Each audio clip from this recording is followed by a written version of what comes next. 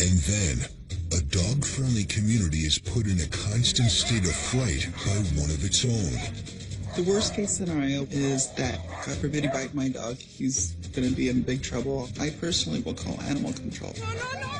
No! Lucky! Making his owners outcasts in their own neighborhood. I don't want him to be taken away from me, too.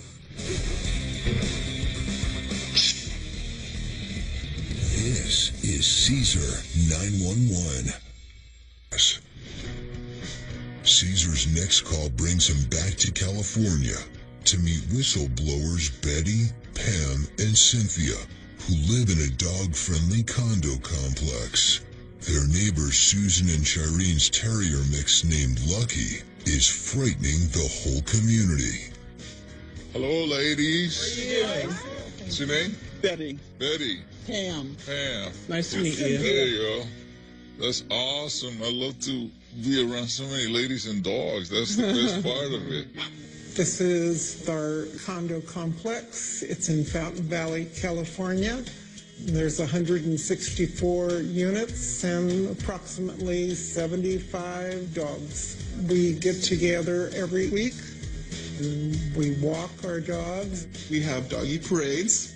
We have little happy hours, and we invite people with their dogs. Our community is a dog lover's dream.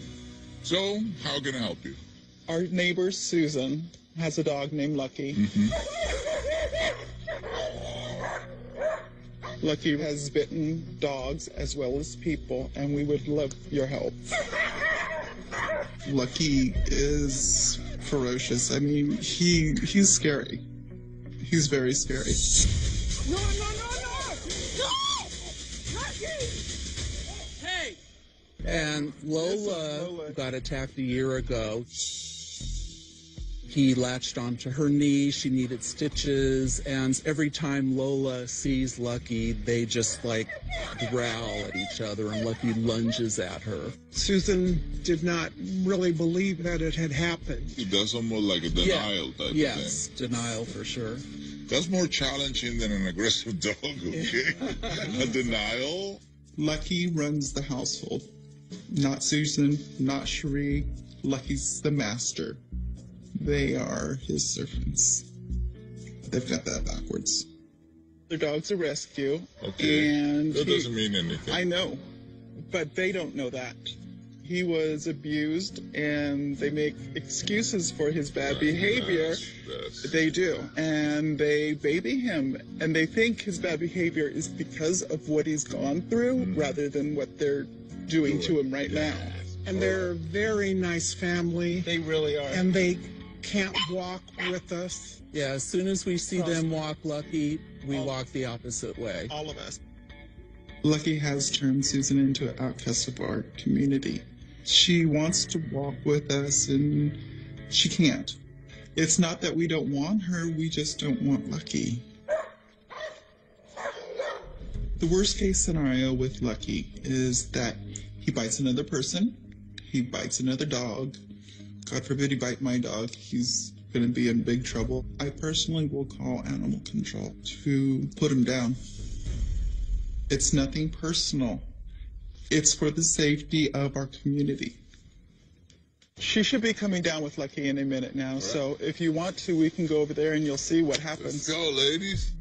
My picture-perfect scenario, at the end of this process, I would love to see Susan and Lucky walk with us.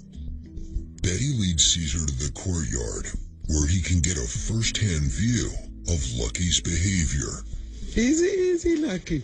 Easy. Easy, boy.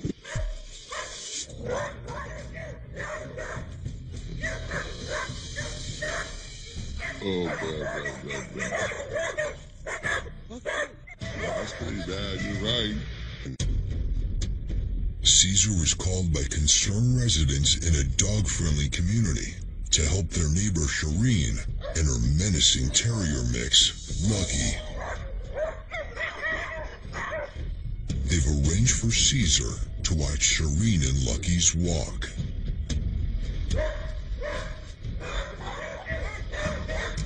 That's pretty bad, you're right.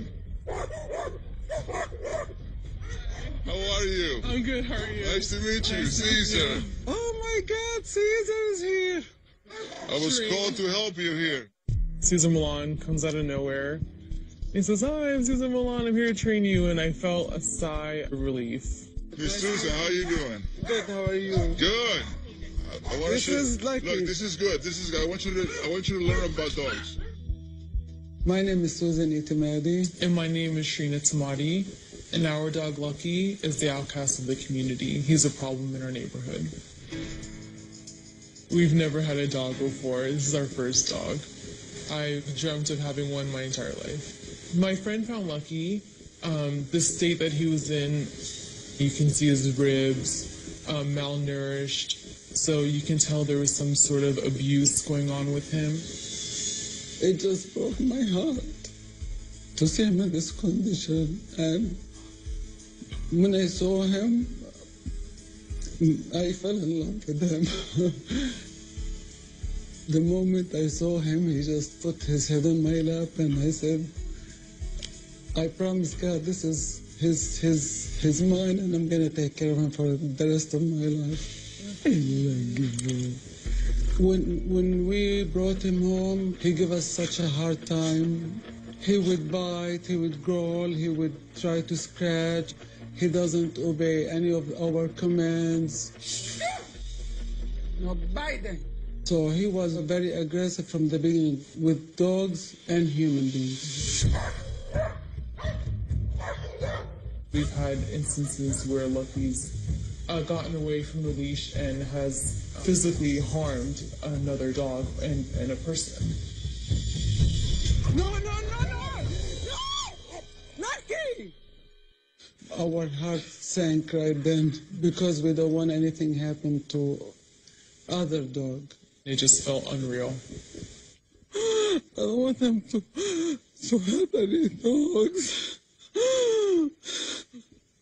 I don't want him to be taken away from me too. It sucks when you finally get your first dog and you can't even be part of your own dog community in your own neighborhood. We feel like we're the outcasts in our neighborhood. It's not a pleasant feeling to have, especially when you've been so close with all your neighbors for such a long time. There is a dog parade next weekend. Lucky's never been invited to a dog parade before, but we would like to see him. We want to feel like we're part of a community again. We're desperate to get help. You're rescuing, right? It's a rescue. Yeah. With dogs that are rescued, a lot of people, they feel sorry for the dog. It's true. Right? And then when you feel sorry for the dog, your energy is weak. It's not strong. And so the dog compensates the leadership. So right now when I approach, his whole demeanor changed. Look. See it? Backing down. That. So here, me, confident. So what he's doing right now, by me approaching a little confident, is he switches. Okay. Now I'm going to show you, okay? I got to put the leash on. The harness is not as helpful when you want to lead a dog. The first thing I need to do is to change Lucky's harness to a slip leash. Harnesses encourage pulling behavior, which is the last thing we want. The slip leash helps to control the dog's head better, which encourages him to follow. You're going to be right here. Okay. And you and I, we're going to walk together. After putting the new leash on Lucky, Cesar demonstrates the right way to lead him. So watch the difference, okay? Okay. He is next to me, not in front of me. Okay. So that's going to alone change his perception, the way he sees the world. When Lucky walks in front, it's like asking him to be in patrol and protect Cherie. Moving him to the side will make him feel less protective. Go ahead, send me the dog. I'm so nervous because I don't know if he's going to, run off the leash and go attack him. Right. Same dog barking, but he's not barking. Wow. Right? Yeah. All right. Lucky's bad behavior is being encouraged whenever Shireen puts him in the lead. Once we change this, he's able to cope with another dog passes by.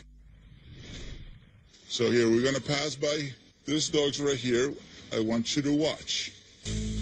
So I'm leading him to this scenario right here.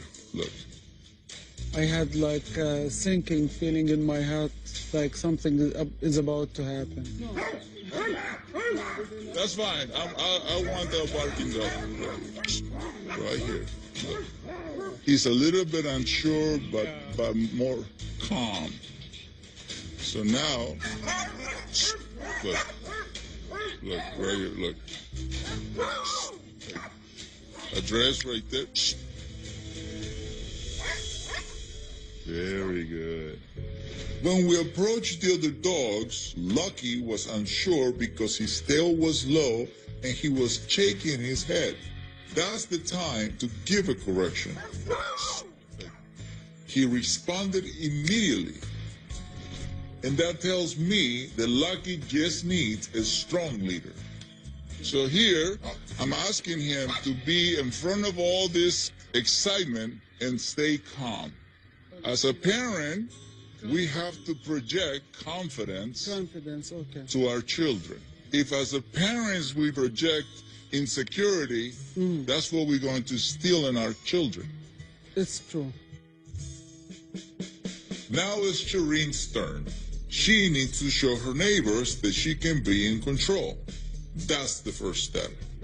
So short, not tense. I'm having her start by using a gentle leader, which is like training wheels. It gives her a greater control. At the moment he moves towards, you just pull up. And as soon as you pull up, the brain stops. The gentle leader is a great tool. But eventually, I need to see her controlling Lucky without it. You have to stay focused. So this is an obstacle course. Right. So what you're saying is, go through everything and pay attention to me only. Okay, I got it. All right, go ahead. Same grass. Same area, yeah.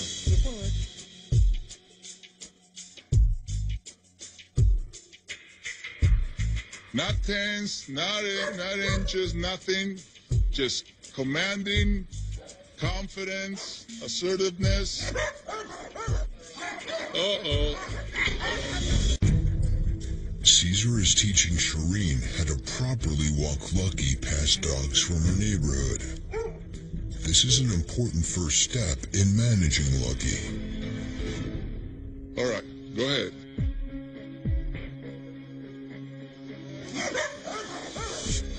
Uh-oh.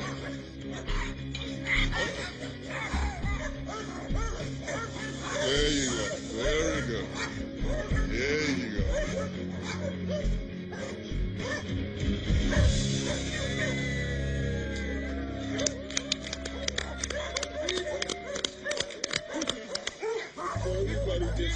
Right there, sit him down. Sit.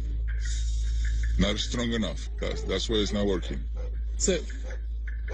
There you go.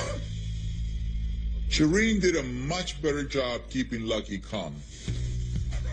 His tail was in a confident position. Shireen was able to walk right past the other dogs without incident. But when it came time to tell Lucky to sit, her voice command were way too weak. Sit. Sit. So we still have some work to do before she's ready to handle the parade. So what you just did right now is tell him to wait, even though they are in an excited state. Mm-hmm. Because I don't want him to be in an excited state. So you say, we're going to wait while they're going through this excitement. Right. So here, this is awesome right here. This is good. I can give him affection because I'm rewarding him. This is when you give affection, people. Don't give affection when they're anxious, when they're excited, when they're nervous, when they're fearful. Give affection when they're calm. So then they associate this place with being calm. To see him walk amongst other dogs in a calm, civilized manner is the whole goal. This is what we were trying to aim for, you know, the entire time with walking Lucky here in the complex. So the more you know, the more confident you become, the more knowledgeable you become, and that's what's going to make you a good pack leader. Knowledge is power. Knowledge is power. Shireen needs to work on her voice command. Right now, she's too soft. So I'm going to do something a little different. I'm sending her and Susan to a voice coach to work on putting some power behind her words when she's talking to Lucky. Then I want her to practice walking Lucky around the complex and all these dogs. She has something to prove to this community so they can accept her and Lucky back. Thank you, everybody, for being awesome pack. Thank you.